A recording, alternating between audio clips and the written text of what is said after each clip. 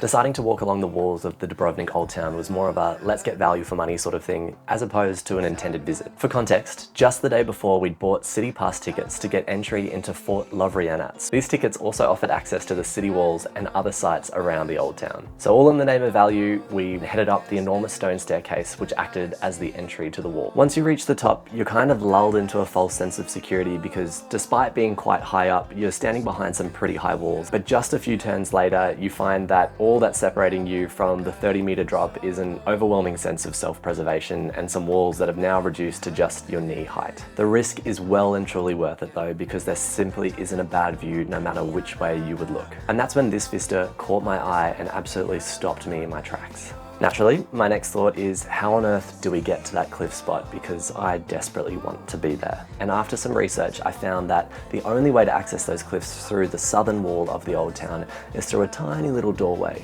This little doorway takes you through the wall itself and out to a bar called Boozer Bar. From that point, you just need to head down the stone steps and you'll find yourself on the cliffside. My top tips would be to get that city pass so you have access to the wall, plan a trip for the walls around sunset, and otherwise, if you can, find accommodation in the Old Town so that you can make the absolute most of this incredible city. If you've liked this little production, I'd love for you to consider adding this image to your space. And if you use the code CLIFF5 at checkout, you'll get 5% off as my gift to you.